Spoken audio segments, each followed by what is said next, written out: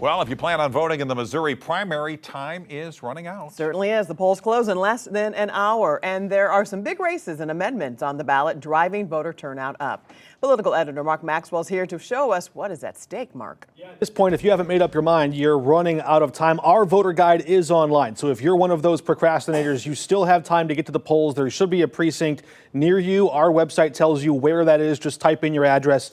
You can find it. Soon, these results will start to come in after polls close, sometime after 7 p.m. You can stay up with us and watch that on our stream for free. We have a lot of great guests in-house. Jasmine Crockett will be here. Dennis Hancock, the Republican for St. Louis County, will be here.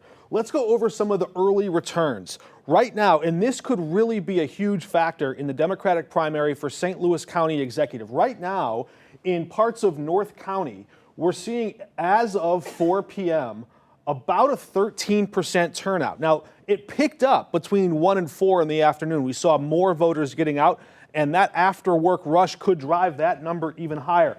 But if you look out here in the South and West County areas, we saw that number almost double, about 23% turnout so far in the South and West County. Now, that's a trend that could spell trouble for Brian Williams. His whole strategy is banked on the state Senate district he represented driving that area up. That might be good news for Jake Zimmerman. Now, look, this is just the tea leaves. Way too early to say for sure. A long way to go. Those are the kinds of numbers we're going to be bringing you all night tonight.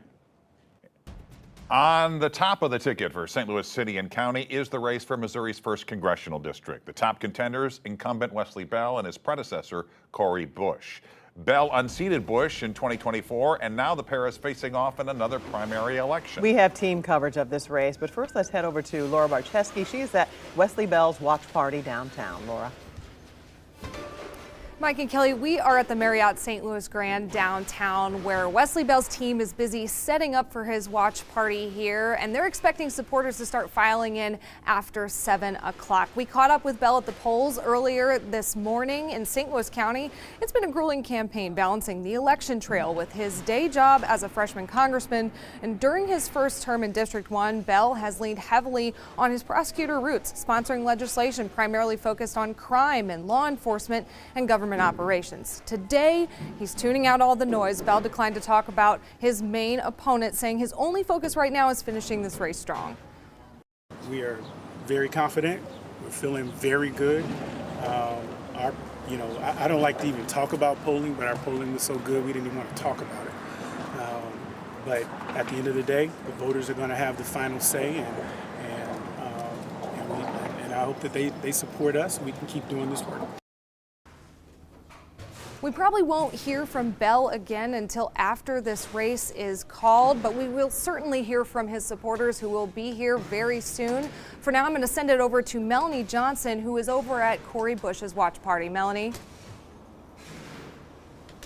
We're live here in Jennings, where Cori Bush will be here at any minute to watch these results live tonight. 5 Year Side was the only station to catch up with her as she visited several polling places throughout North County. She is very confident about this race, saying, quote, "We are going to shock everyone tonight."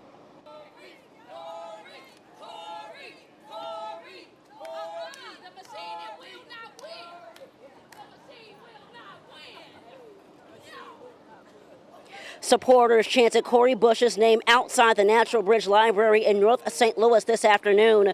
The former Congresswoman making her rounds on Election Day since 6 a.m. with stops across District 1, including the St. Louis Public Library and the Matthew Dickey Club for Boys and Girls. When I spoke to her today, Cori says she's the right person for the seat because she will focus on disaster relief, jobs, and combating violence in the area, something she says her opponent, current Congressman Wesley Bell, has not done. Bell defeated Bush back in 2024 and accuses him of being funded by corporate interests, arguing that he acts like a Republican and has failed to address the district's biggest concerns. I can talk about what I've already done, which was bring record funding to this district, which was bring home money for disaster recovery after flooding that hit our community. And I brought $82 million home. We had a tornado hit our community since the congressman has been in the seat, and he has brought home $0. And even a year later, he is still asking members of Congress what to do. I've done the work, I've been there, and I put myself on the line. Live back here in Jennings, where Cori Bush will talk and rally her supporters here at any moment. She did tell me earlier today that this message to her supporters and to the crowd will be very simple. It's been 2 years too long for Missouri's 1st Congressional District. Live in North County tonight, Melanie Johnson, 5 on your side. And don't miss our expanded Missouri primary coverage the moment the polls close. That starts at 7 o'clock on the 5 on your side streaming app. Just search KSDK in your TV's app store. And you can also find real-time results as they come in on KSDK.com. Just text results to 314-425-5355 and we'll send you the link.